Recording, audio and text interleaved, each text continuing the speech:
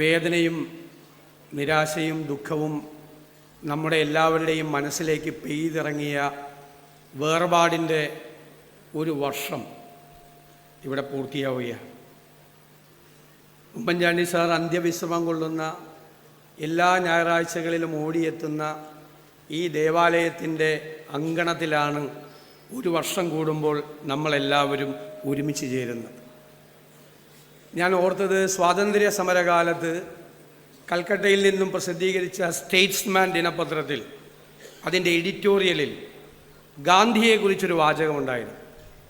He put sincerity into politics. അടുത്ത വാചകം അതിനേക്കാൾ തീവ്രമായിരുന്നു. He put cross into the politics. അദ്ദേഹം രാഷ്ട്രീയത്തിൽ കുരിശിനെ ചേർത്ത് പിടിച്ചു എന്നാണ്. ഗാന്ധി ശിഷ്യന്മാരിൽ പ്രമുഖനും വലിയ സുവിശേഷ പ്രചാരകനുമായിരുന്ന സ്റ്റാൻലി ജോൺസ് എഴുതിയ Christ on the Indian roads എന്ന പ്രസിദ്ധമായ പുസ്തകത്തിലാണ് ഞാൻ ഈ വരികൾ വായിച്ചത്. കുരിശിൻ്റെ മാർഗത്തിലൂടെ, കുരിശിൻ്റെ വഴികളിലൂടെ, സഹാനുഭൂതിയുടെ, ആത്മാർത്ഥതയുടെ, സ്നേഹത്തിൻ്റെ, കാരുണ്യത്തിൻ്റെ വഴികളിലൂടെയാണ് ഉമ്മൻചാണ്ടി സാറ് യാത്ര ചെയ്തത്. വ്യത്യസ്തമായ വഴികളിൽ. യഥാർത്ഥത്തിൽ സഹാനുഭൂതി എന്ന അർത്ഥം വരുന്ന എമ്പതി എന്നുള്ള വാക്ക് ആദ്യകാലത്തെ ഇംഗ്ലീഷ് നിഘണ്ടുവിൽ പോലും ഇല്ല. ആദ്യകാല ഇംഗ്ലീഷ് ബൈബിളിൽ പോലും ഇല്ല എമ്പതി എന്നുള്ള വാക്ക്. എമ്പതി എന്നുള്ള വാക്ക് സഹാനുഭൂതി, മറ്റുള്ളവനോടുള്ള സ്നേഹം, കരുണ, ഇതെല്ലാം ഗുഡ് ഗവേണൻസിൻ്റെ ഭാഗമാക്കി മാറ്റാൻ പറ്റും, അതിൻ്റെ കമ്പോണൻ്റാക്കി മാറ്റാൻ പറ്റും എന്ന് തെളിയിച്ച ഭരണാധികാരിയായിരുന്നു ശ്രീ ഉമ്മൻചാണ്ടി. ചരിത്രത്തിൽ അടയാളപ്പെടുത്താൻ പോകുന്നത് അതാണ്. എമ്പതി എന്നുള്ള, സഹാനുഭൂതി എന്നുള്ള വാക്കിനെ അധികാരത്തിൻ്റെ ഘടകമാക്കി മാറ്റി നിർത്താൻ അദ്ദേഹത്തിന് കഴിഞ്ഞുവെന്നുള്ളതാണ് അദ്ദേഹം.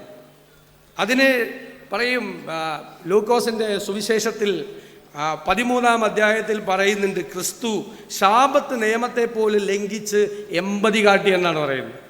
അദ്ദേഹം ഒരു ദേവാലയത്തിൽ വന്നപ്പോൾ 18 വർഷമായി നിവർന്നു നിൽക്കാൻ പറ്റാതെ കൂനുകൊണ്ട്, വേദന കൊണ്ട് പുളയുന്നൊരു സ്ത്രീയെ കണ്ട് അവരെ ആശ്വസിപ്പിച്ചു പറഞ്ഞു, സ്ത്രീയെ, രോഗത്തിൽ നിന്ന് നിനക്ക് മോചനം നൽകുന്നു എന്നാണ്. അത് വിമർശിക്കപ്പെട്ടു വന്നു.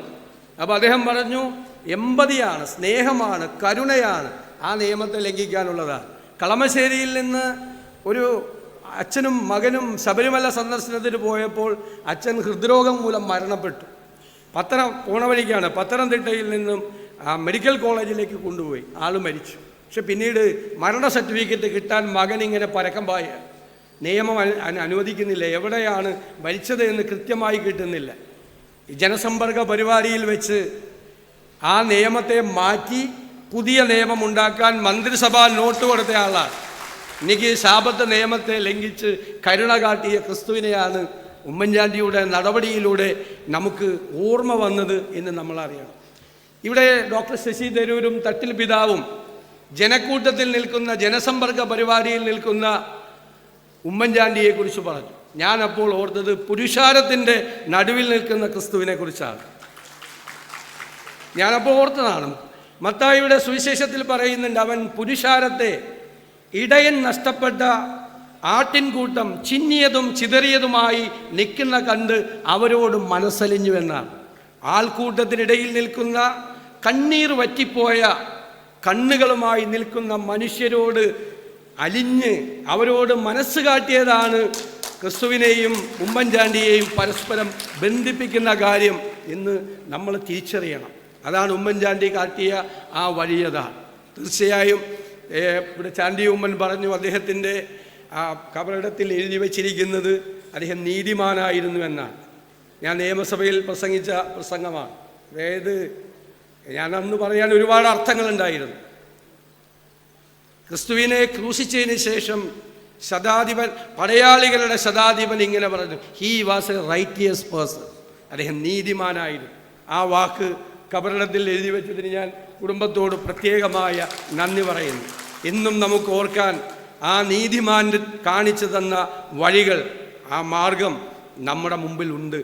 അതാണ് ഉമ്മൻചാണ്ടി.